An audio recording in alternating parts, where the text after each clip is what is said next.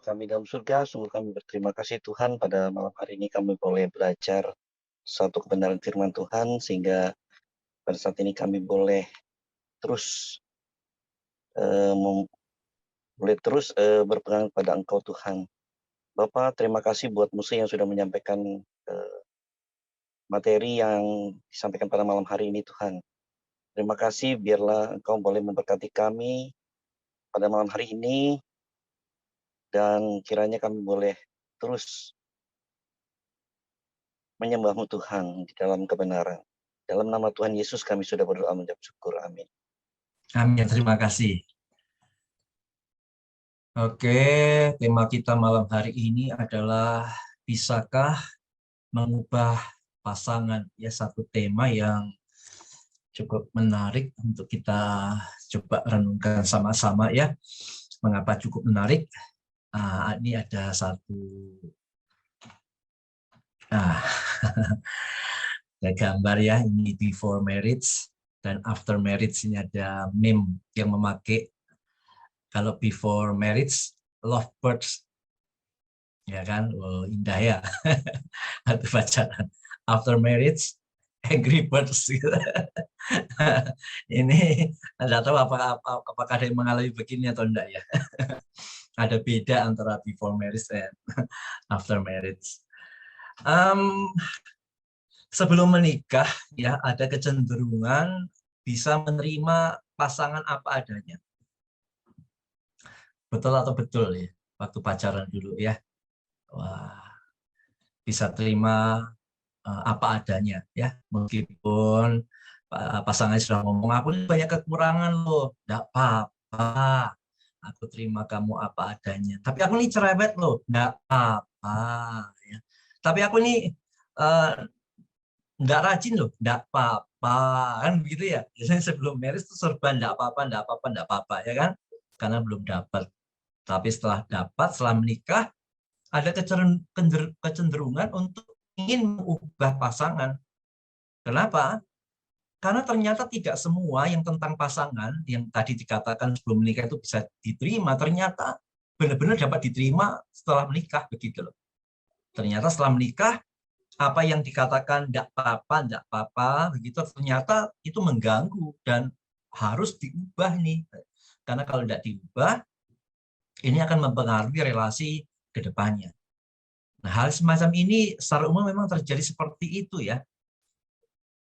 Bahwa sebelum menikah ada kecenderungan bisa menerima pasangan apa adanya, tapi setelah menikah ada kecenderungan ingin mengubah pasangan karena mungkin merasa ada sesuatu yang tidak nyaman dengan mungkin cara hidup, ya kebiasaan, karakter, dan hal yang dianggap negatif lah yang dapat memberikan sumbangsih akan retaknya satu relasi. Nah, karena itu ada keinginan untuk mengubah ya, akan pasangan tersebut. Ya.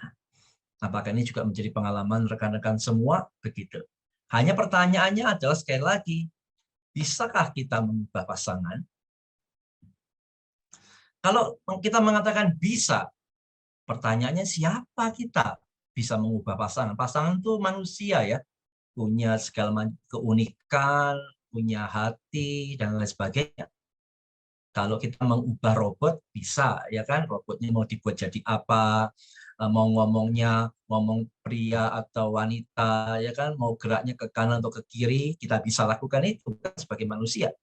Tapi untuk mengubah hidup pasangan, siapakah kita sehingga kita mengatakan aku bisa mengubah pasangan? Tapi kalau kita tidak bisa mengubah pasangan, kalau begitu apakah kita akan melihat mungkin ada beberapa dari kebiasaan, cara hidup, gaya hidup, karakter dari pasangan yang kita anggap ini perlu diubah. Apakah berarti kita tidak boleh mengutarakannya, tidak boleh meminta? Kemudian pertanyaannya, bisakah pasangan mengubah dirinya sendiri? Kita percaya sekali ya bahwa Alkitab mengajarkan perubahan yang sejati itu dikerjakan oleh Tuhan. Di dalam Filipi pasal 2 dikatakan bahwa Allah lah yang mengerjakan di dalam kamu baik kemauan maupun pekerjaan menurut kerelaannya. Jadi berdasarkan beberapa hal tadi, bagaimana tentang sikap kita ketika kita menginginkan perubahan dari pasangan. Jelas kita tidak bisa mengubah pasangan, dan pasangan sejatinya tidak bisa berubah dari diri dan kekuatannya sendiri. Maka apa yang harus kita lakukan? Meskipun kita tidak bisa secara mutlak mengubah pasangan, tapi kita bisa menyampaikan apa yang kita inginkan dari pasangan untuk berubah. Sekali lagi ya, jadi meskipun secara mutlak kita tak sanggup mengubah pasangan, tapi kita bisa mengutarakan apa-apa yang kita inginkan dari diri pasangan untuk menjadi pribadi yang lebih baik lagi. Mari kita membaca Galatia 5:25-26.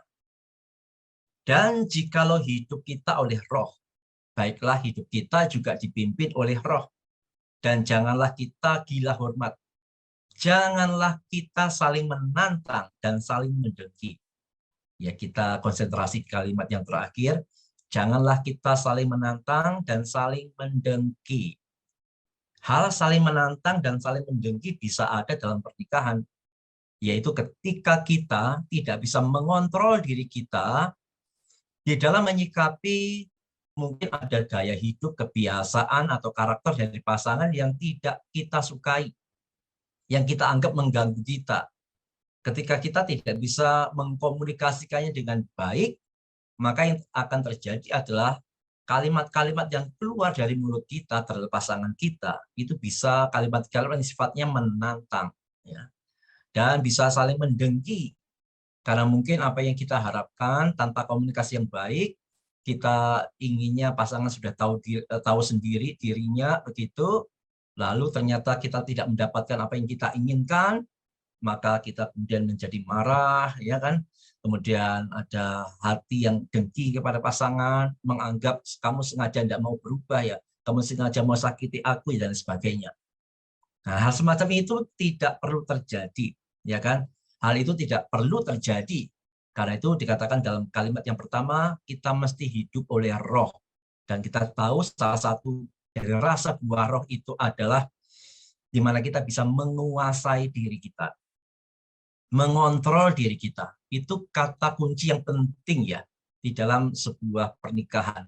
Menguasai diri, mengontrol diri, utamanya dalam kita menyampaikan keinginan kita terhadap perubahan hidup dari pasangan itu sendiri. Nah, sekarang kita akan masuk dalam hal praktisnya. Yang pertama, sebelum meminta pasangan berubah, sadari bahwa tidak ada pasangan yang sempurna. Setiap orang memiliki kelemahan dan kekurangan. Jadi mari sebelum kita meminta pasangan untuk berubah, kesadaran yang pertama yang mesti muncul dalam diri kita adalah tidak ada pasangan yang sempurna. Saya sering katakan suami tidak sempurna, istri juga tidak sempurna. Tidak mungkin dua pribadi yang tidak sempurna menghasilkan kesempurnaan. Ya, terlalu idealis, terlalu perfeksionis untuk sebuah pernikahan itu bisa menyakiti diri sendiri. Ya. Jadi perlu kesadaran semacam ini, perlu kesadaran tentang ketidaksempurnaan. Dan setiap orang itu memiliki kelemahan dan kekurangan. Ketika kita lihat akan pasangan kita, mungkin ada kekurangan, ada kelemahan, jangan lupa kita pun juga ada kekurangan, ada kelemahan. Ya, sehingga sorot mata kita tidak tajam kepada pasangan kita, tapi juga tajam untuk diri kita sendiri. Yang kedua yang perlu kita sadari sebelum meminta pasangan berubah adalah sadari bahwa setiap perubahan itu membutuhkan waktu. Memang ada perubahan yang bisa terjadi secara cepat. Tapi ingat bahwa ada perubahan yang terjadinya itu lambat begitu ya. Cepat atau lambat tergantung banyak hal. Tergantung latar belakang pasangan, tergantung kebiasaan, tergantung karakternya, dan lain sebagainya. Misalkan untuk sesuatu gaya hidup atau cara hidup yang merupakan satu kebiasaan yang sudah dia miliki atau pasangan miliki sejak kecil, kita minta untuk berubah dalam waktu 1-2 hari ya tidak bisa. Karena itu perlu adaptasi dengan satu kebiasaan yang baru.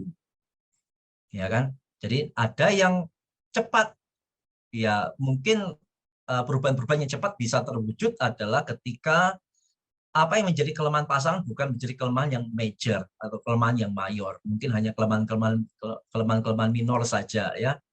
Mungkin ada yang cepat berubah masalah mengatur tempo bicara, ada yang cepat berubah mungkin di dalam masalah kebersihan, masalah kerapian, ada yang cukup cepat berubah begitu. Tapi sekali lagi, ada perubahan-perubahan yang perlu memakan waktu yang cukup lama. Jadi tidak bisa memaksakan bahwa hari ini aku ingin, maka besok kamu mesti berubah. Tidak bisa seperti itu ya. Jadi ketika kita sebelum meminta pasangan berubah, ingat bahwa setiap perubahan membutuhkan waktu. Ya, ada yang cepat, ada yang lambat. Yang berikutnya, sadari bahwa bukan hanya pasangan, diri kita pun perlu berubah. Ya, ya kalau kita menunjuk pasangan dengan satu jari, ya orang mengatakan jari-jari yang lain itu menunjuk pada kita, bukan?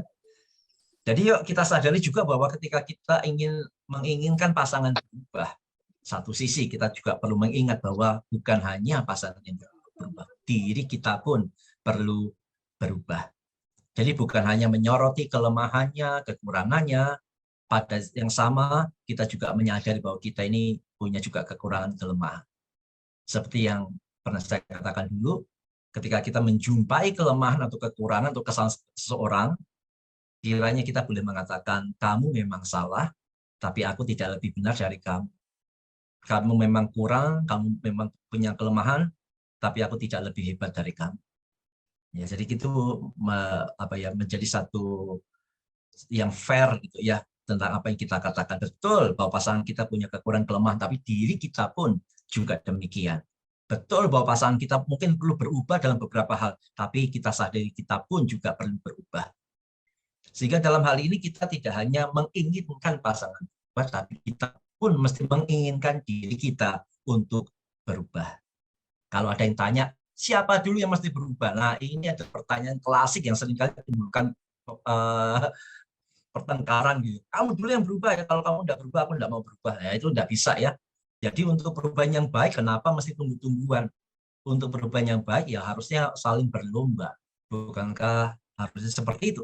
Bukan saling menunggu. Justru saling berlomba untuk bisa memiliki satu perubahan hidup yang baik. Nah, sekarang kita akan lihat pada waktu menyatakan permintaan kepada pasangan untuk berubah. Ya.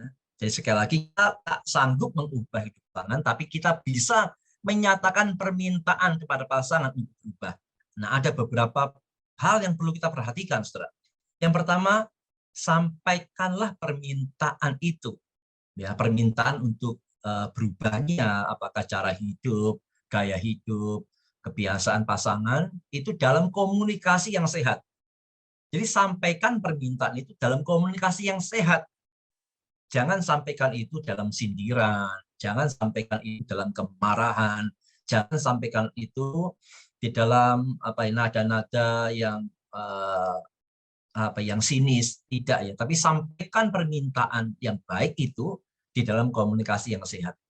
Nah, saya mengingatkan bahwa komunikasi yang sehat itu mensyaratkan adanya tempat, waktu, dan suasana yang tepat. Jadi mesti kuasai diri, pastikan tempatnya tepat untuk bicara, waktunya tepat untuk bicara, suasananya juga tepat untuk bicara. Pastikan 3 hal ini disepakati bersama dengan pasangan. Jangan semau kita, jangan tergantung moodnya kita, enggak, tapi mesti disepakati. Karena yang namanya komunikasi melibatkan dua belah pihak. Ya, mesti ada dialog, bukan monolog. Kalau monolog ya semua bisa terserah kita kapanpun dalam kondisi apapun. Tapi komunikasi itu dialog dan mesti melibatkan 2 orang, sehingga mesti disepakati dulu tempatnya, waktunya, dan suasananya. Pastikan semua siap ya untuk berkomunikasi dengan baik, baru bisa menyampaikan apa yang menjadi permintaan itu.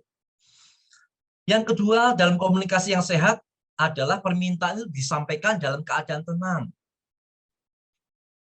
Dalam komunikasi yang sehat, permintaan disampaikan dalam keadaan tenang. Sebaliknya, dalam komunikasi yang tidak sehat, faktor emosi tidak diperhitungkan ya, pokoknya pengen ngomong mesti ngomong begitu. Dan ini adalah salah satu kegagalan di dalam komunikasi ya. Tenang dahulu baru bicara, bukan bicara supaya tenang. Ini sudah kita singgung pada Kamis yang lalu ya. Jadi ini hukum dalam komunikasi ini penting sekali. Tenang dulu baru bicara, bukan bicara supaya tenang. Nah ini penting, lagi-lagi menguasai diri, mengontrol diri. Ketika emosi bergejolak luar biasa, hati tidak tenang, emosi lagi tinggi, mending tenang dulu. Ya, adakan waktu tenang. Yang paling penting adalah datang sama Tuhan, berlutut, berdoa, memuji Tuhan. Ya, hal-hal lain yang bisa membantu, ya minum air, ambil nafas, ya itu bisa menolong, atau mandi dulu. Ya itu hal-hal yang minor yang bisa juga menolong ya. Jadi yang paling penting adalah tenang dulu baru bicara, ya. Bukan bicara supaya tenang. Banyak orang menggunakan bicara dulu supaya tenang ya. Jadi dia bisa bicara apapun yang dia mau, dia bisa keluarkan apapun yang dia ingin, lalu setelah itu dia boleh merasa tenang. Ya. Tapi celakanya biasanya bicara kalau dalam keadaan tidak tenang, itu keluarnya adalah kalimat-kalimat emosional yang bisa saja itu menusuk akan pasangan kita, ya, yang mungkin kita tidak sengaja, kita tidak inginkan pasangan kita terluka, tapi seringkali kalimat-kalimat emosional itu telah melukai banyak orang, sehingga penyesalan akan selalu datang belakangan. Kalau datang duluan namanya pendaftaran kan begitu ya. Jadi tenang dulu baru berbicara. Ini satu hukum komunikasi yang mesti ditaati ya. Waktu, tempat, suasana disepakati yang tepat, emosi yang tenang, tenang dulu, baru bicara. Ya, bukan bicara supaya tenang. Jadi sampaikan apa yang menjadi keinginan kita kepada pasangan dalam komunikasi yang sehat. Ya silakan nanti masing-masing boleh ngecek ya selama ini komunikasinya sehat atau tidak. Nah, bagaimana menyampaikan isi hati? Ya, apakah sudah memenuhi beberapa catatan ini? Ada kesepakatan untuk ngomong ya, tidak sembarangan ngomong, tidak sembarangan meluapkan akan emosi, ya, disampaikan dengan ketenangan dan sebagainya. Itu bisa menjadi evaluasi ya, supaya komunikasinya itu sehat. Sampaikan permintaan dalam bentuk harapan, bukan tuntutan. Jadi pada waktu kita melihat adanya kebiasaan, cara hidup, atau gaya hidup pasangan yang kita anggap itu mengganggu relasi, lalu kita menginginkan satu perubahan dari pasangan, sampaikan itu, ya, sampaikan permintaan itu dalam bentuk harapan, bukan tuntutan. Apa beda harapan dan tuntutan? Ada yang bisa jawab apa beda harapan dan tuntutan? Bedanya adalah kalau permintaan itu sebagai harapan, berarti kita menyejajarkan diri kita dengan pasangan. Kita bukan yang lebih tinggi daripada pasangan. Namanya berharap kan, sejajar. Tapi kalau tuntutan, berarti kita menempatkan diri kita lebih tinggi daripada pasangan. Diri kita lebih kuasa dari pasangan. Dan pasangan mesti turuti apa yang jadi mau kita. Itu beda banget, itu beda posisi ya. Jadi kalau harapan, itu sebenarnya secara tersirat kita meletakkan diri kita sejajar dengan pasangan. Aku berharap pada kamu. Beda dengan tuntutan. Pokoknya ya kamu mesti begini. Pokoknya kamu mesti begitu. Nah, dalam hal itu kita secara sadar dan sadar menempatkan diri kita di atas pasangan. Kita merasa lebih hebat, lebih baik, dan sebagainya. Gitu. Nah, jadi sampaikanlah permintaan dalam bentuk harapan, bukan tuntutan. Apa lagi bedanya harapan dan tuntutan? Bedanya adalah di dalam kita menyatakan permintaan sebagai harapan, itu kita melibatkan diri kita untuk satu proses berubahnya pasangan. Ketika kita mengharapkan sesuatu dari pasangan untuk berubah, kita melibatkan diri kita di dalamnya, di dalam proses berubahnya pasangan. Tapi kalau dalam hal tuntutan, kita lepas tangan. Pokoknya mau enggak mau, pokoknya kamu harus berubah. Aku enggak mau tahu. Nah, itu tuntutan ya. Pokoknya enggak mau tahu, kamu mesti tidur lebih awal. Pokoknya enggak mau tahu kamu mesti lebih rapi ya. Jangan taruh sepatu sembarangan. Pokoknya aku enggak mau tahu. Nah, itu tuntutan, bahasa-bahasa tuntutan ya. Tapi kalau harapan lain. Harapan kita menyatakan satu harapan dengan satu alasan yang jelas ya, demi kebaikan, demi kesehatan. Bolehkah aku mengharapkan sesuatu dari kamu ya? Ya, tentu di dalam harapan kita juga melibatkan diri kita ya, menolong pasangan di dalam mencapai perubahan yang kita inginkan. Adalah sesuatu yang aneh, kita menginginkan pasangan berubah, tapi kita tidak mau ambil bagian di dalam perubahan itu. Itu terlalu egois ya, dan itu bukan sesuatu yang baik. Jadi itulah beda harapan dan tuntutan ya. Dan kita diminta untuk menyampaikan permintaan itu dalam bentuk harapan, bukan tuntutan. Biasanya harapan memang lebih dapat diterima daripada tuntutan. Ya kan? Kita aja misalkan adalah pribadi yang diinginkan perubahannya dari pasangan. Kita lebih suka mendengar yang mana? Ketika pasangan mengatakan, pokoknya aku tidak mau tahu, kamu mesti berubah ya. Atau kita mendengar kalimat, demi kebaikan kita, demi hubungan kita yang lebih baik, bolehkah aku mengharapkan sesuatu dari kamu? Nah, ini kan kita lebih nyaman ya, lebih tenang, lebih bisa terima kalimat yang kedua ya, berupa kalimat harapan, bukan tuntutan ya, yang seringkali dengan bahasa-bahasa tadi pokoknya dan kamu, pokoknya kamu, nah itu tuntutan semua itu ya. Mulailah dengan kata-kata seperti, apakah boleh saya menyatakan harapan saya untuk komunikasi yang baik ya, itu adalah komunikasi yang memang diawali dengan satu permintaan izin ya. Kalau dalam EE itu kan kita diajar begitu ya. Jadi sebelum tanya sama orang yang akan kita beritakan kabar baik, kita minta izin. Gitu. Bolehkah saya menceritakan kabar baik? Bolehkah saya menanyakan pertanyaan? Karena memang itu satu cara masuk yang baik untuk sebuah komunikasi ya. Jadi kita menempatkan diri kita sejajar dengan orang yang kita anggap, yang kita ajak untuk komunikasi ya. Ya, memang hal ini perlu dilatih ya, perlu kesabaran, perlu penguasaan diri juga ya, untuk bisa mengawali menyampaikan harapan kita dengan satu izin. Bolehkah? Apakah saya boleh mengatakan harapan saya untuk kamu? Itu bisa lebih diterima ya, daripada kalimat-kalimat tuntutan yang sifatnya memang memojokkan, yang sifatnya sebenarnya menekan, apalagi berbau menyalahkan, itu lebih sukar diterima. Jadi sampaikanlah permintaan untuk satu perubahan dalam hidup pasangan berupa harapan, bukan tuntutan. Coba selama ini boleh dicek masing-masing ya dengan pasangannya. Selama ini permintaan-permintaan yang Anda terima atau yang Anda sampaikan, itu lebih bernada tuntutan atau harapan. Yang paling merasakan itu pasangan ya, bukan kita yang merasakan. Mungkin kita merasakan itu harapan, tapi pasangan itu merasakan itu tuntutan ya. Biasanya yang benar ya pasangan yang merasain, bukan kita yang ngomong ya. Jadi kalau pasangan merasa selama ini aku lebih banyak merasa dituntut loh. Nah, berarti kita yang perlu berubah lebih dulu untuk menyampaikan dalam bentuk harapan. Ya.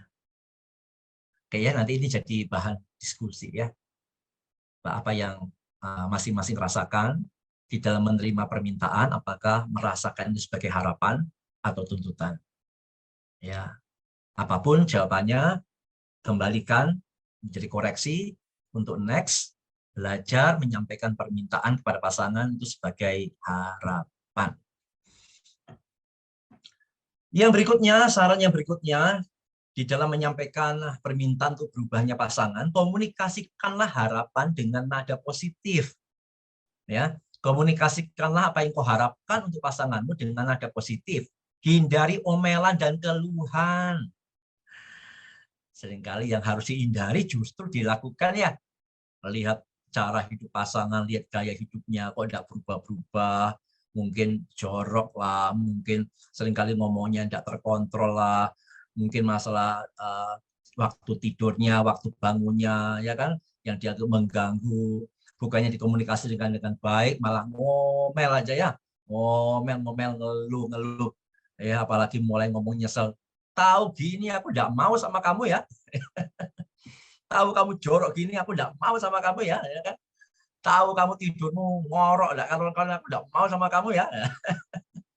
Wah, ini sudah ngomel-ngomel, tidak karu-karuan, yang ngeluh-ngeluh, tidak karu-karuan, nggak ada guna ya. Nah, jadi untuk satu perubahan, ya komunikasikanlah harapanmu dengan nada yang positif. Ya, hindari omelan dan keluhan, sindiran, itu sampah-sampah komunikasi ya. Jadi mesti dibuang itu ya. Omelan, keluhan, sindiran, ya, itu nggak guna sama sekali ya. Jadi lebih baik dikomunikasikan dengan nada yang positif. Karena omelan dan keluhan membuat pasangan tidak memahami harapan kita. Ya, justru sebaliknya, malah pasangan akan bersifat defensif, membela dirinya, atau bahkan bisa menyerang balik. Jadi kalau kita dalam komunikasi begitu buruk dengan pasangan ya, apalagi kita mengungkapkan keinginan kita, permintaan kita, ya kemudian kita lebih banyak ngomelnya dan ngeluhnya, hati-hati ya, kadang-kadang pasangan bisa sifatnya membela diri. Karena tidak disampaikan dengan baik, maka ada semacam auto defensif, membela diri ya, satu yang otomatis, wah aku tidak diterima, aku diperlakukan seperti aku tidak terima, aku diomelin begini, aku tidak terima, tiap hari dengar keluhan seperti ini. Defensif, membela diri, atau bahkan menyerang kembali atau menyerang balik. Kamu juga begitu, kamu itu juga banyak kurangnya, kamu, nah itu namanya aduh jadi perang begitu ya. Harusnya saling menyatakan harapan dengan positif, yang terjadi justru saling serang menyerang ya, dengan saling menyatakan kekurangan kesalahannya ya. Ini rumah tangga mau jadi apa begitu ya? Apakah jadi mau jadi seperti ring tinju begitu saling menyerang, kan tidak ya. Mestinya kan harapan itu bisa dikomunikasikan dengan nada yang positif ya. Jadi hindari omelan dan keluhan ya. Coba ditanya sama-sama sama pasangannya, selama ini apakah ada yang merasa lebih banyak dengar omelan dan keluhan daripada bahasa yang positif? Tidak mesti ibu-ibu ya yang selalu ngomel ya.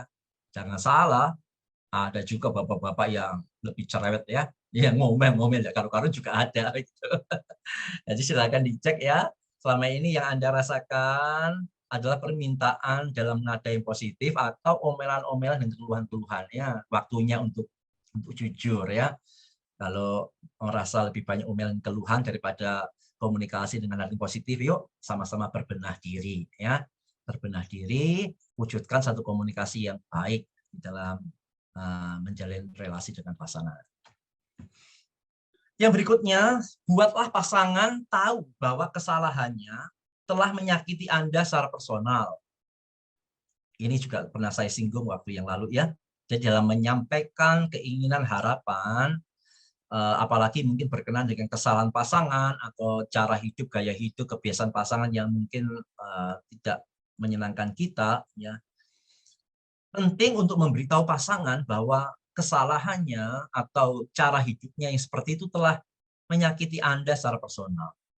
Jadi lebih banyak mengutarakan apa yang kau rasakan daripada nunjuk kamu, gara-gara kamu, ini semua karena kamu. Ya, itu semua kalimat-kalimat komunikasi yang sangat buruk ya.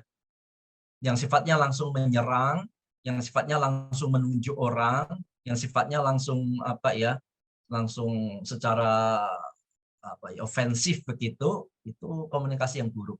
Jadi dalam menyatakan ketidaksenangan, dalam menyatakan isi hati itu lebih bagusnya adalah mengungkapkan apa yang kita rasakan. Karena dengan mengungkapkan apa yang kita rasakan, kalau pasangannya itu normal, dia lebih tersentuh daripada kita mengatakannya dengan kalimat-kalimat serangan-serangan yang brutal itu. Jangan sekedar mengatakan apa yang dia lakukan itu salah atau tidak baik tanpa alasan yang jelas. Ya, jadi jangan cuma katakan kamu itu salah, kamu itu salah, kamu itu cara hidupmu salah, kamu itu kebiasaanmu buruk. Jangan hanya itu ya, jangan hanya itu. Tapi beritahu dampak negatif yang Anda rasakan dan itu bisa menjadi motivasi untuknya. Ya, misalkan kita merasa terganggu dengan apa ya, cara hidup pasangan yang mungkin apa ya, tidak bersih atau jorok gitu ya, dan bisa mengganggu kita boleh nyatakan kepada pasangan bahwa kebiasaan ini telah membuat kita tidak nyaman, kita merasa kurang dihargai, selama ini berusaha menjaga kebersihan rumah, berusaha untuk mewujudkan satu rumah yang segar ya, dengan caranya yang sembarangan, mungkin taruh baju, taruh sepatu ya. Beritahu apa yang Anda rasakan. Saya merasa dengan cara yang seperti ini saya merasa kurang dihargai, dan itu cukup membuat kita tidak nyaman di hati kita ya.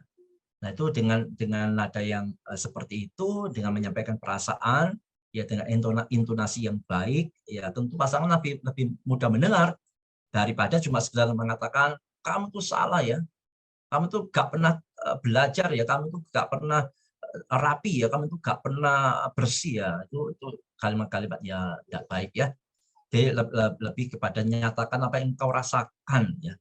Karena pasangan itu bisa apa ya, kalau pasangannya normal itu dia akan sangat menghargai perasaan itu ya, dan itu bisa menjadi motivasinya. Waduh, ternyata itu yang dirasakan pasanganku selama ini, ternyata aku telah membuatnya tidak nyaman, ternyata aku telah membuatnya sakit hati, ternyata aku telah membuatnya merasa kecewa ya. Tentu akan menjadi motivasinya untuk mengubah hidupnya, mengubah cara hidupnya ya.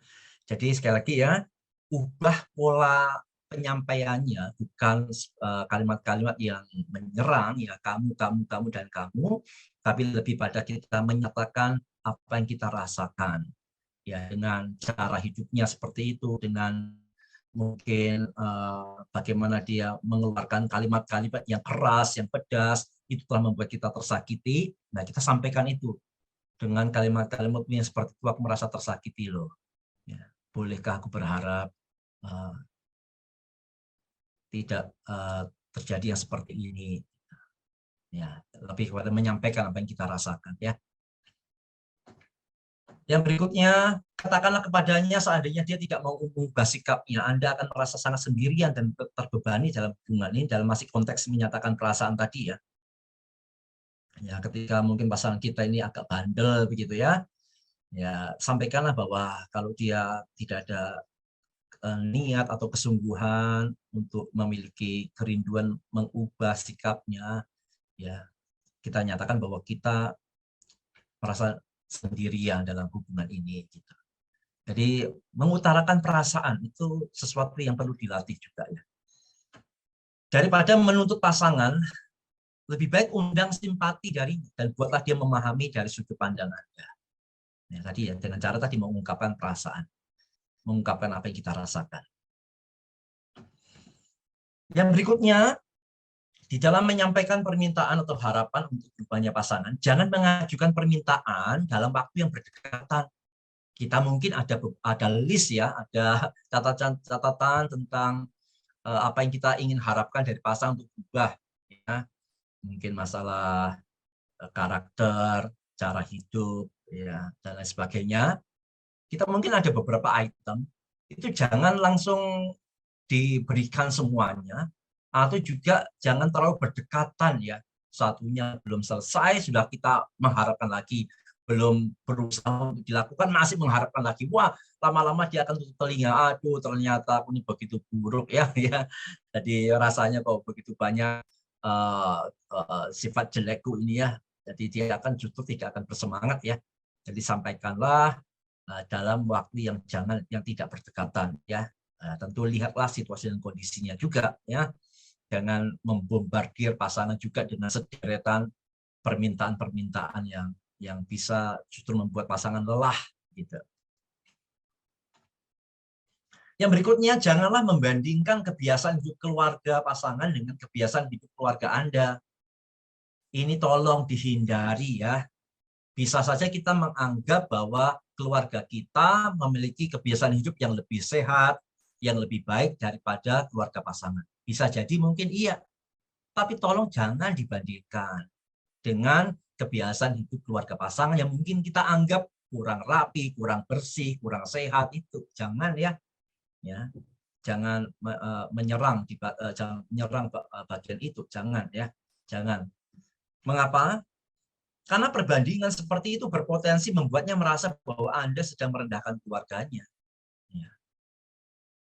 Memang ya kamu itu ya gak pernah bersih. Oh, sama mamamu, sama keluargamu aku lihat juga tidak bersih. Memang sih keluargamu itu tidak seperti keluargaku ini bersihan. Ya, pokoknya setiap cuci tangan ya, setiap habis makan pasti piring langsung dicuci ya. Enggak kayak keluargamu gini-gini ya. Jangan ya, jangan. Ya. Itu akan membuat pasangan kita merasa direndahkan keluarganya. Dan kita perlu catat bahwa kebanyakan orang itu masih lebih dapat menerima dirinya direndahkan daripada keluarganya direndahkan. Sehingga dia mengatakan, kamu rendahin aku enggak apa-apa, tapi tolong jangan sampai rendahin keluargaku ya. Tolong jangan rendahin mamaku ya, jangan rendahin papaku ya. Ya, karena memang kebanyakan seperti itu ya. Kalau diri kita direndahkan enggak apa-apa, tapi it's okay, tapi jangan sampai keluargaku direndahkan. Itu bisa menjadi satu yang sensitif, yang bisa membuat satu kemarahan ya. Jadi sekali lagi jangan membandingkan ya kebiasaan hidup keluarga pasangan dan kebiasaan hidup keluarga kita. Bahkan seandainya pun betul bahwa kebiasaan keluarga hidup kita, Anda itu lebih baik, lebih sehat, lebih rapi ya. Tapi tolong jangan dibandingkan, lebih baik komunikasikan aja harapan itu dengan baik. Yang berikutnya, bersedialah juga untuk berubah demi pasangan. Jadi jangan hanya menuntut pasangan berubah, kita pun mesti menyediakan diri untuk berubah. Dengan kesediaan diri kita untuk berubah, itu juga menjadi semangat pasangan untuk bersemangat untuk berubah juga. Adalah sesuatu yang sangat menyakitkan pasangan ketika kita hanya memintanya untuk berubah, tapi kita tidak mau berubah. Itu akan menyakitkan sekali ya. Jadi masing-masing sama-sama ya. Karena seperti yang saya katakan tadi di awal, bukan hanya pasangan yang punya kekurangan, kita pun juga punya kekurangan. Yang perlu diubah bukan hanya pasangan kita, kita pun perlu diubah. Jadi masing-masing berusaha untuk mengubah diri dengan untuk menjadi pribadi yang lebih baik lagi ya, demi pasangan kita, bukan? Jadi bersedialah juga untuk berubah ya. Jadi jangan egois banget gitu ya. Pokoknya kamu harus berubah, pokoknya kamu harus berubah, pokoknya kamu harus berubah. Kalau kamu berubah, aku akan berubah. Kamu dulu berubah, nanti baru aku, nggak bisa begitu ya. Jadi sama-sama mesti ada spirit, ada satu hati yang memang mau sama-sama berubah karena menyadari sama-sama tidak sempurna. Yang berikutnya, berikan apresiasi sekecil apapun perubahan yang dilakukan. Ya, pujilah, apresiasi ya dengan adanya perubahan yang dilakukan. Mungkin kita mengharapkan pasangan kita lebih rapi, ketika pulang kantor meletakkan sepatu di rak sepatu, meletakkan baju kotor di tempat baju kotor di belakang gitu. Mungkin sebelumnya dia asal lempar sepatu, asal lempar baju di kursi, nah dia kemudian mulai berubah ya kan. Mulai pulang kerja dia sudah taruh sepatu tempatnya. Apresiasi ya, berikan pujian ya. Jangan malah disindir. Tumben, ini sudah berusaha, malah disindir. Tumben rapi, tumben tahu tempat sepatu. Waduh, ini membuat hal yang negatif ya, tidak memberikan semangat untuk berubah dengan lebih baik ya. Jadi berikan apresiasi sekecil apapun perubahan dilakukan. Jadi waktu ada perubahan baik, jangan cuma didiamkan, apalagi disindir, jangan. Tapi berikanlah apresiasi ya, pujian. Mungkin kita tidak senang karena pasangan kita itu begitu mudah lepas kontrol, ya tidak bisa kuasai diri ya dengan mungkin kata-katanya. Tapi dia berusaha, ketika dia lagi emosi dia ngerem, ya dia ketika kita ajak ngomong dia mengatakan, beri aku waktu tenang dulu ya. Wah, kita berikan apresiasi. Wah, puji Tuhan, aku senang bisa melihat satu perubahan yang baik demi kita. Ya, kamu lebih bisa menahan emosi dan sebagainya. Itu apresiasi sekecil apapun yang dilakukan itu menjadi satu menjadi satu kekuatan dorongan yang kuat ya. Setiap penghargaan akan mendorongnya untuk terus melakukan perubahan. Sebaliknya kritikan dan keluhan biasanya memadamkan semangat berubah. Jadi kalau ada perubahan sekecil apapun, berikan apresiasi, berikanlah pujian yang baik. Ya, hargai betul untuk dia usaha untuk berubah, itu hargai betul. Maka itu akan menjadi satu kekuatan untuk dia akan berubah dengan lebih baik, dengan makin maksimal lagi ya. Ya, jangan terus ngeritik, terus mengeluh, ngomel, terus jangan ya. Itu tidak membawa satu kebaikan ya di dalam satu perubahan yang diharapkan. Yang berikutnya, dalam kita mengharapkan pasangan berubah, jangan lupa, tetap ingat sifat-sifat baiknya. Pada waktu kita menginginkan pasangan berubah, yang kita ingatkan pasti beberapa hal yang kita tidak sukai ya. Beberapa hal yang kita anggap jelek, beberapa hal yang kita anggap mesti berubah. Ya, tapi jangan hanya fokus situ ya. Tetap ingatlah sifat-sifat baiknya. Karena ini menjadi satu yang penting ya, supaya jangan hanya kita mengingat apa-apa yang perlu pasangan berubah, tapi kita lupa mensyukuri akan sifat-sifat baiknya. Tetap dua-duanya mesti jalan. Kita mengutarakan harapan kita dengan baik untuk berubahnya pasangan, tapi pada yang sama jangan lupakan akan kebaikan-kebaikan pasangan dan bersyukurlah untuk itu. Nah, ada orang menulis begini, tulislah sifat-sifat buruk pasangan Anda di atas pasir agar mudah hilang. Sebaliknya, ukirlah sifat-sifat baiknya di atas batu supaya bisa terus Anda kenang. Nah, sekarang pertanyaannya, yang selama ini yang dengan pasangan, bagian mana yang kita tulis di atas pasir dan bagian mana yang kita ukir di atas batu?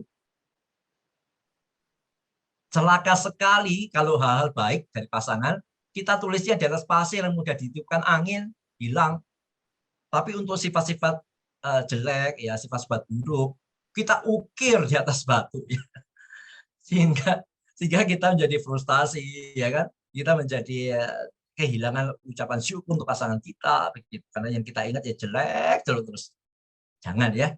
Ya kita artiin tulisan yang cukup baik ya untuk sifat-sifat buruk pasangan, biarlah tuliskan itu di atas pasir, karena itu biarlah berlalu begitu dengan berubahnya dia.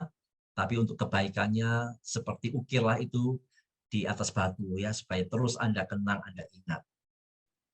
Mengingat akan kebaikan-kebaikan pasangan itu menjadi satu kekuatan kita juga loh, ketika waktu kita mungkin dikecewakan, disakiti ya. Dengan mengingat kebaikan-kebaikan itu menolong kita lebih cepat pulih daripada kalau yang kita ingat semua buruknya pasangan. Nah, itu akan selain tidak fair, itu tidak baik bagi pemulihan jiwa kita ya dalam relasi dengan pasangan. Dan yang berikutnya, ini meskipun bagian akhir, tapi bukan yang bagian tidak penting, tapi yang justru paling penting. Ketika kita menyatakan harapan kita kepada pasangan dengan komunikasi yang sehat, dengan nada positif, dengan memperhatikan beberapa poin tadi, jangan lupa juga berharaplah yang terutama kepada Tuhan, bukan semata-mata kepada pasangan Anda yang rapuh. Mengapa yang utama harus berharap kepada Tuhan? Karena Tuhanlah yang sanggup mengubah diri kita dan diri pasangan. Dengan kekuatan kita tidak mampu berubah. Nah, cuma masalahnya adalah mengapa seringkali seseorang bisa kecewa sama pasangan, seseorang bisa putus asa dengan pasangannya, karena mungkin dia hanya berharapnya hanya kepada pasangan. Sehingga ketika pasangan tidak menyatakan satu perubahan-perubahan yang lebih baik, yang dialami adalah kecewa, akhirnya putus asa. Ini dua-duanya salah. Yang tidak berubah salah, yang berharap juga salah. Loh, kenapa kita taruh harapan kita cuma kepada pasangan kita yang rapuh, yang penuh dengan kelemahan? Bukankah kita tahu Tuhan yang sanggup mengubah dia? Berharaplah kepada Tuhan. Selain kita mengungkapkan harapan kepada pasangan, jangan lupa sampaikan harapan yang sama kepada Tuhan. Tuhan, tolonglah supaya pasanganku bisa menjadi yang lebih baik, bisa berubah dalam cara hidupnya, cara komunikasinya, dalam dia bertutur kata dan sebagainya. Berharap kepada Tuhan. Karena pengharapan kepada Tuhan itu tak akan pernah mengecewakan. Kalaupun pasangan belum berubah, dengan berharap kepada Tuhan, kita ada kekuatan yang baru. Tapi kalau kita hanya sandarkan harapan kita pada pasangan, maka tak heran kita akan mudah kecewa. Mengapa dia begini, mengapa dia begitu, tahu begini, aku nyesal, ya segala macam. Ya. Jadi utarakanlah harapanmu yang terutama kepada Tuhan. Bukanlah Tuhan mengatakan, diberkatilah orang yang mengandalkan Tuhan. Tapi terkutuklah orang yang mengandalkan manusia, yang menaruh harapannya pada manusia. Nah, justru kita diajar ya. Jadi untuk perubahan hidup dari pasangan, jangan hanya nyatakan itu kepada pasangan, tapi yang lebih utama lagi kepada Tuhan. Sehingga tatkala pasangan kita belum berubah dalam waktu yang mungkin kita harapkan, kita akan tetap punya kekuatan untuk menantikan Tuhan. Ya, kita percaya Tuhan pasti akan memberikan yang terbaik menurut cara dan waktunya. Itu jadi kekuatan untuk kita. Sekali lagi, coba cek selama ini apakah dalam menyampaikan kepada pasangan, kita hanya menyampaikannya kepada pasangan, atau kita juga membawanya dalam doa. Ya, kalau hanya menyampaikan kepada pasangan selama ini, lalu Anda merasa kecewa, putus asa, Anda juga salah. Jadi perlu bawa kepada Tuhan. Ya, karena Tuhanlah yang sejatinya sanggup mengubahkan hidup seseorang. Sebagai penutup, ketika pasangan Anda berubah, hargailah. Berikan apresiasi untuk perubahan yang terjadi. Sekecil apapun perubahannya. Berikan pujian, berikan apresiasi. Ketika pasangan lambat berubah, bersabarlah. Ya, bersabarlah. Ketika pasangan tidak berubah, terimalah. Ya, jadi ini coba diperhatikan ya, supaya kita ini juga punya jiwa yang sehat. Ya, ketika pasangan berubah, hargailah, apresiasi. Ketika pasangan lambat berubah, sabarlah. Bahkan kalau menurut kita pasangan kita tidak berubah, terimalah. Ya, terimalah. Karena tak mungkin ada seorang yang 100% sempurna, tak mungkin. Dan dalam segala hal bersyukurlah. Ya. Saya ingat ya keempat bagian ini. Ketika pasangan Anda berubah, hargai. Lambat berubah, sabarlah. Tidak berubah, terimalah. Penerimaan itu penting ya. Penerimaan total terhadap pasangan itu sangat penting. Jangan hanya terima yang lebihnya, kebaikannya. Terima juga apa yang jadi kekurangannya. Bahkan ketika kekurangan itu seolah-olah sukar sekali berubah. Terimalah. Dan dalam segala hal, bersyukurlah. Ya. Apakah pasangan berubah, lambat berubah, tidak berubah, tetap bersyukurlah di dalam segala hal. Karena kita percaya dalam semua yang kita alami, Tuhan bekerja juga untuk membentuk kita.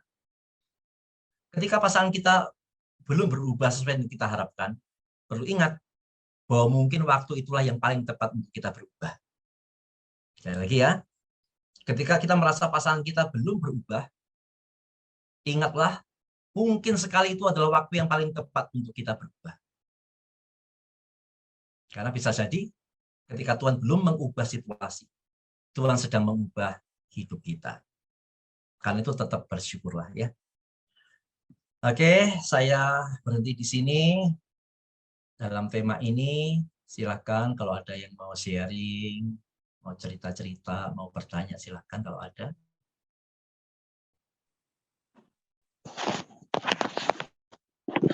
Ustaz, Oh ya, silakan. kan ini kita kan bicara masalah harapan dan tuntutan. Kalau kesepakatan ini termasuk di mana, Musa? Kesepakatan itu berarti harapan yang sama-sama telah didengarkan dan sama-sama berkomitmen untuk saling memenuhinya. Itu namanya kesepakatan. Oh, Kesepakatan dia didapatkan ketika sudah ada harapan yang sama-sama dinyatakan kan. Keburhan memiliki harapan dinyatakan kepada Cimilan. Cimilan punya harapan dinyatakan ke Keburhan. Kemudian sepakat ya kita saling usaha untuk memenuhi harapan masing-masing. Itu namanya kesepakatan. Ya, kalau kesepakatan itu sering dilanggar. Kita sikap kita gimana, Musa ya? Apa Iya, kita terima, apa kita mengingatkan terus? Iya, seperti yang prinsip tadi, ketika ada perubahan sedikit sekecil apapun dari kesepakatan itu berikan apresiasi. Kalau ternyata pasangan ada beberapa hal yang suka berubah, sabarlah. Jangan ditanya tiap hari terus-menerus, jangan ya. mengingatkan boleh, tapi mengingatkannya dengan kasih ya, bukan mengingatkannya kemudian harapan jadi tuntutan. Itu akan jadi persoalan baru. Ketika harapan kita berubah jadi tuntutan, itu akan timbulkan persoalan yang baru. Jadi harapan tetap harus berupa harapan. Tidak boleh menjadi tuntutan. Dalam pengertian begini ya, jadi seperti yang saya jelaskan tadi, kita menyampaikan harapan kepada pasangan, kita itu melibatkan diri kita di dalamnya untuk menolong pasangan kita berubah juga gitu loh. Jangan sampai harapan itu berubah menjadi tuntutan hanya di mana kita lepas tangan. Pokoknya nggak mau tahu, pokoknya kamu mesti berubah. Itu sebuah tuntutan sudah, dan itu tidak baik. Tetaplah berubah harapan. Bantulah dia untuk berubah, dan jangan lupa tetap berharap bersama Tuhan. Ada waktunya ya. Ada harapan-harapan yang bisa diwujudkan pasangan dalam waktu yang cepat. Tentu ada harapan-harapan yang untuk pasangan berubah itu membutuhkan waktu yang cukup lama. Jadi sabarlah. Silakan kalau mau ditanggapi, boleh silakan. Ya, makasih Musa. Sama-sama. Musa. Oh, yang cross suaranya Ki Agustina. Ya. Musa, Iya. seperti gambar di awal tadi, lovebird dengan angry bird. Saya tertarik di situ, Musa. Oh iya Kak. Musa, Iya. itu kan kalau lovebird itu kan mungkin kita bisa katakan sediakan waktu. Tadi kan poinnya Musa katakan sampaikan permintaan dalam komunikasi yang sehat. Sediakan tempat, waktu, dan suasana yang tepat. Mungkin itu ya lovebird itu Musa, tapi kenyataannya kalau apalagi yang sudah lama itu angry bird yang terjadi Musa. Bagaimana mau suasana tempat segala macam, udah kamu mau ngomong aja. Itu dia. Tempat. Nah, itu bagaimana ya Musa? Premanismenya keluar. Mau seperti itu Musa. Jadi mau suasana segala macam itu tuh mimpi ya rasanya ya. Jadi kenyataannya gitu loh Musa. Jadi bagaimana untuk apa yang Musa sampaikan itu bagus semuanya, idealnya harusnya seperti itu. Tapi kenyataannya enggak seperti itu gitu loh Musa. Jadi bagaimana itu Musa?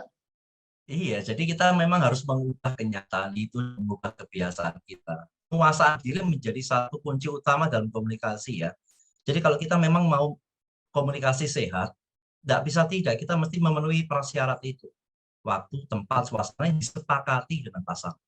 Apalagi untuk bicara hal-hal yang mengganggu perasaan kita, hal-hal yang penting, hal-hal yang menyangkut akan relasi dengan pasangan itu tidak bisa sembarangan tempat, tidak bisa sembarangan waktu, tidak bisa sembarangan suasana. Karena kalau sembarangan itu justru tidak akan menjadi sesuatu yang menyelesaikan, justru akan menambah masalah baru. Jadi memang sorry saya tambahkan. Kalau satu sisi aja yang menghendaki, satu sisinya enggak menghendaki, itu kan tidak akan terjadi juga Musa. Tidak bisa, betul. Jadi karena itu mesti disepakati dengan pasangan. Saya merasa kita perlu bicara untuk demi hubungan kita. Bisakah kamu kapan bisa sediakan waktu sama-sama, ya kan? Yang kamu bisa siap untuk bicara. Kita bisa cari tempat ya yang bisa mendukung akan kita komunikasi. Memang harus libatkan dua belah pihak ya, tidak bisa salah satu.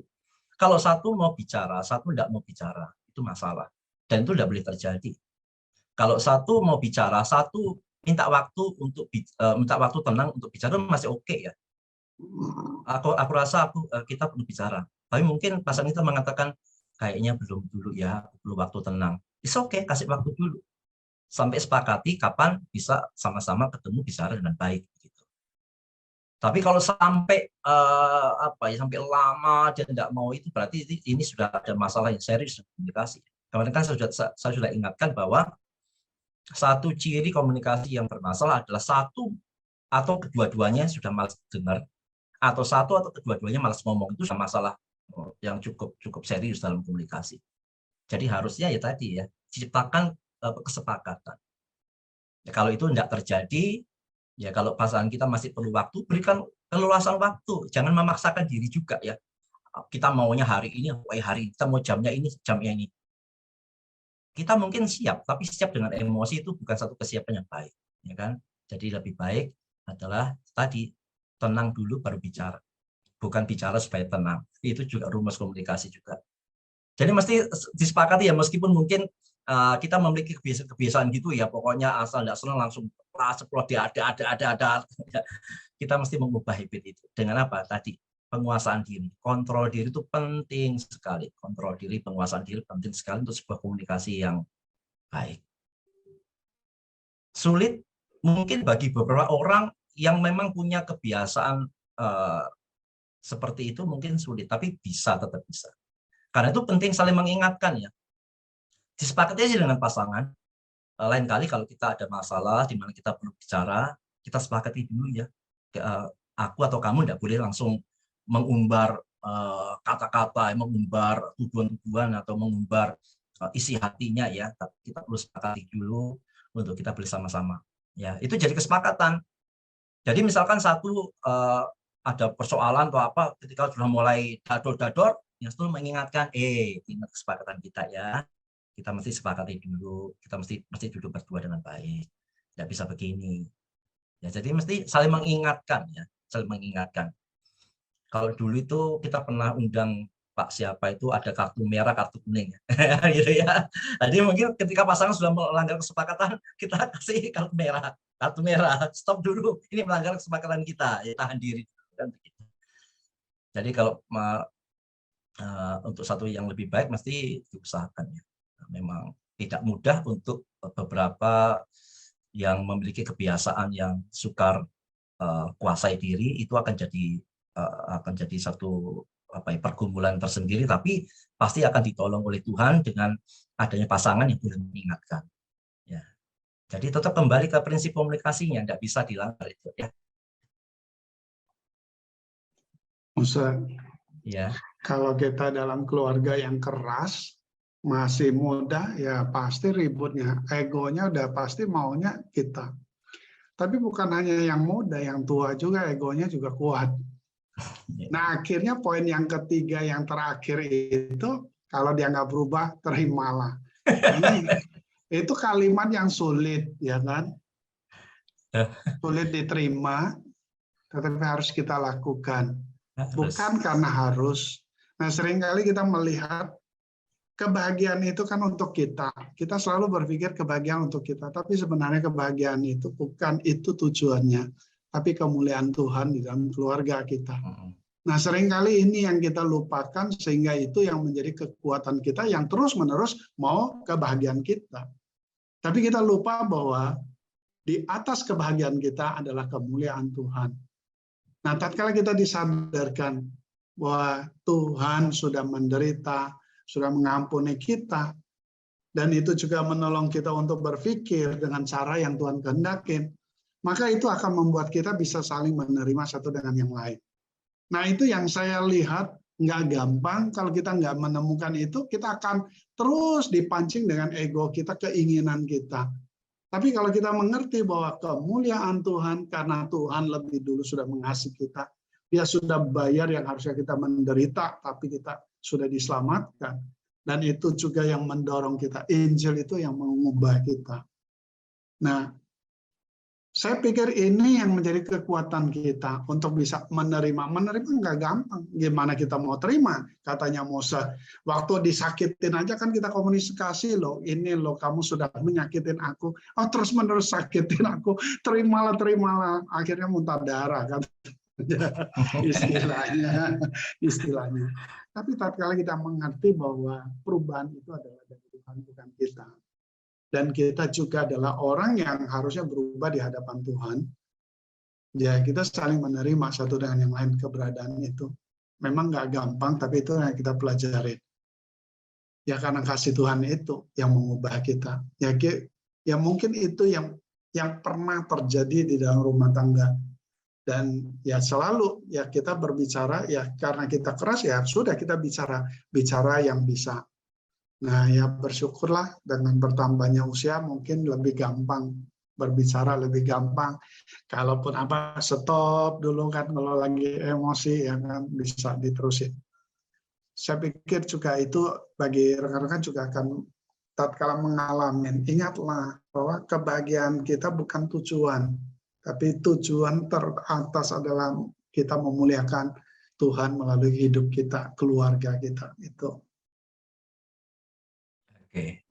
Memang banyak kebenaran-kebenaran Alkitab yang bisa menolong kita ya untuk bisa memahami sampai kita mengatakan pada diri kita, ya aku mesti menerima dia sepenuhnya.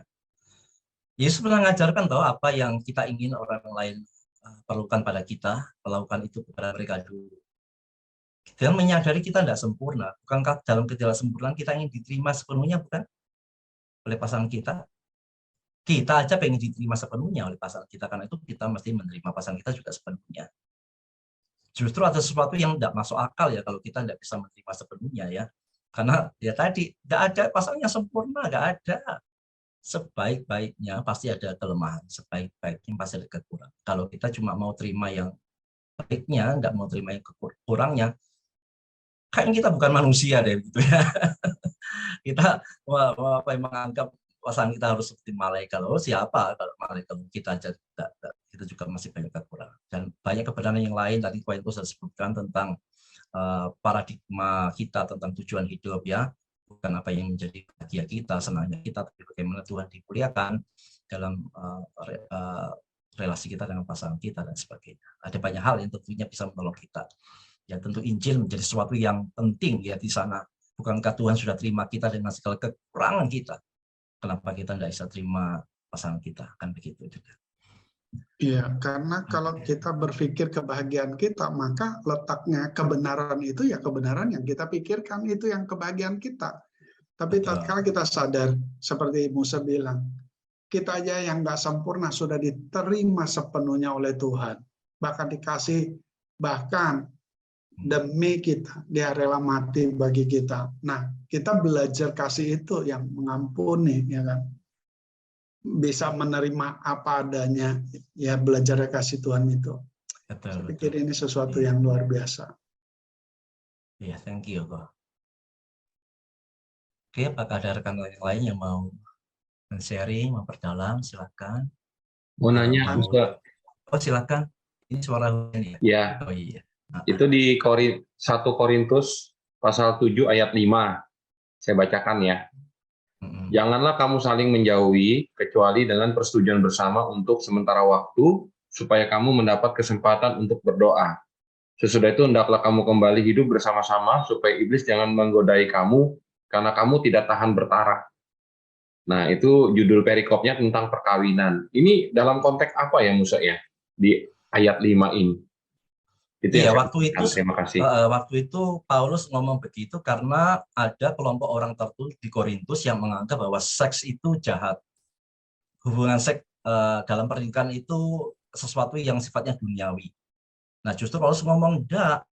Justru kalau kamu suami istri saling menjauhkan diri, itu justru tidak benar. Karena seks itu bukan sesuatu yang jahat.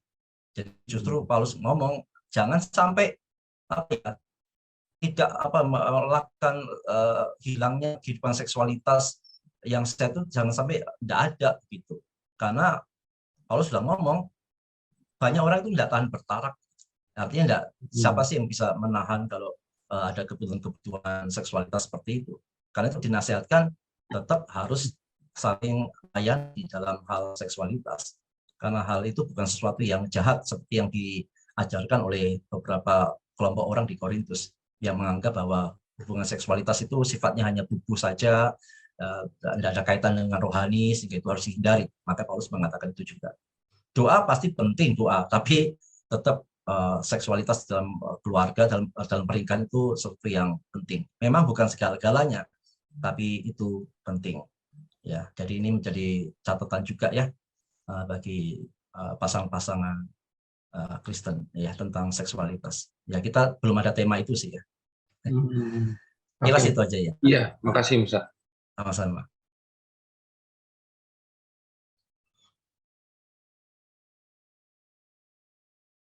Oke, kalau tidak ada. Oh iya silakan. Satu lagi Musa.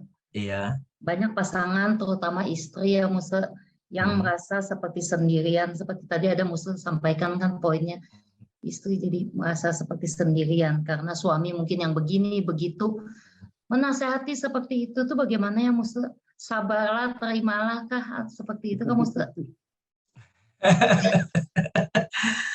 Iya, tentu yang namanya merasa sendiri itu kan satu proses yang dialami, tidak mungkin dalam kondisi sehari 2 hari tiba-tiba merasa sendiri. Kan itu biasanya adalah satu problem yang biasanya menumpuk yang tidak terkomunikasikan sehingga ada rasa kesepian.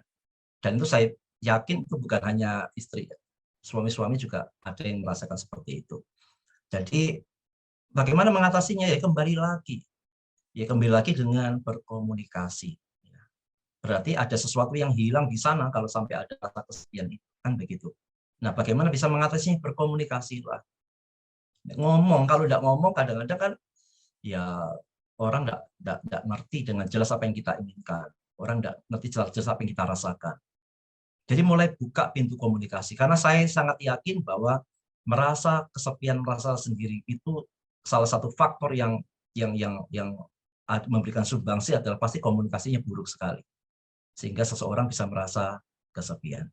Tentu ada faktor-faktor lain tentunya ya membuat orang bisa rasa kesepian, tapi saya percaya bahwa faktor komunikasi itu memberikan sumbangsi yang besar sampai seseorang itu merasa kesepian. Berarti ada problem di sana. Kalau ada problem di sana, maka itu yang perlu diselesaikan. Kalau bisa selesaikan berdua, selesaikanlah berdua. Ya, mulai tidak usah nunggu siapa yang ngajak ngomong ya, tidak usah nunggu ya. Wah, aku kan istri, tidak mau aku ngomong duluan, jangan juga. Tidak perlu merasa seperti itu. Jadi kalau kita merasa ada sesuatu yang tidak beres, ya ajaklah pasangan berbicara baik-baik. Ya tadi sepakati dulu 3 hal tadi, ya bukan ungkapkan perasaan dengan baik, mengevaluasi kehidupan pernikahan, ya selama masih bisa saling mendengar, selama masih bisa saling bicara, tentu Tuhan pemulihan. Ya, kecuali kalau satunya mau baik, satunya benar-benar nggak mau, saya pikir sudah mulai perlu untuk meminta bantuan dari pihak lain, ya boleh menolong, memberikan advice yang terapi-terapi yang kiranya boleh membuat satu hubungan bisa lebih baik. Jadi yang pasti memang nggak bisa dibiarkan ya, nggak juga ya sudah aku terima. Ya kalau kita boleh mengatakan ya sudah aku terima itu kalau semua usaha kita telah maksimal kita lakukan ya. Kita sudah menyatakan ya, harapan kita sudah menyampaikan dengan baik. Tapi kalau dia tuh benar-benar gak mau berubah, ya kan pilihan kita tidak ada pilihan lain kecuali menerima. Masa mau dibalikin ke orang tuanya? Ya kan, masa mau ditukar di toko sebelah? Kan tidak bisa. Jadi ya terimalah, ya kan kita masih punya Tuhan tuh. Kita masih punya Tuhan untuk jadi tempat pengharapan kita yang tidak akan pernah mengecewakan kita. Dan jangan lupa tadi saya katakan, ketika tatkala pasangan belum berubah atau belum diubahkan, ingatlah jangan-jangan Tuhan sedang mengubahkan kita. Makasih Musa. Sama-sama. Jadi ujungnya barang yang dibeli tidak boleh dikembalikan. Tapi kalimat terakhir bagus Musa. Ya. Kalau pasangan kita nggak berubah, berarti barangkali Tuhan sedang mengubah kita untuk menerima pasangan. Atau mungkin mengubah karakter kita juga loh, mengubah diri kita juga. Betul. Oke, kita tutup dalam doa ya. Mari kita berdoa. Tuhan, kami bersyukur buat malam hari ini kami telah membahas satu materi yang cukup baik, cukup penting untuk menjadi berkat dalam kehidupan kami. Tuhan, tolong setiap kami, secara khusus yang memiliki problem-problem, persoalan-persoalan tertentu di dalam kaitan dengan tema ini, kiranya anugerah-Mu yang lebih daripada cukup memampukan, memulihkan, boleh menolong. Karena kami percaya bahwa kami tak sanggup mengubah diri kami dengan kekuatan kami. Kami tak sanggup mengubah pasangan kami. Pasangan kami tak sanggup mengubah dirinya. Kecuali Engkau yang mengubahkan kami semua dengan anugerah-Mu, dengan cara-Mu, dengan waktu-Mu. Ajarlah kami di dalam setiap pergumulan ini terus memandang kepada Engkau, karena kami percaya di dalam segala sesuatu Engkau bekerja untuk datangkan kebaikan. Berkati setiap kami yang sudah gabung dalam Zoom ini, kiranya materi-materi yang sudah kami dapatkan boleh berguna, menyegarkan, mengingatkan, dan membawa satu kebaikan di dalam keluarga. berkati untuk Kamis depan. Masih ada satu tema lagi untuk tema pemulihan. Tuhan berkati, dan tolonglah kami untuk bisa mengingatkan rekan-rekan yang lain bisa bergabung untuk bisa sama-sama diberkati dengan kebenaran. Kami ucap syukur dan mengakhiri untuk sesi malam ini. Dalam nama Yesus kami berdoa. Amin.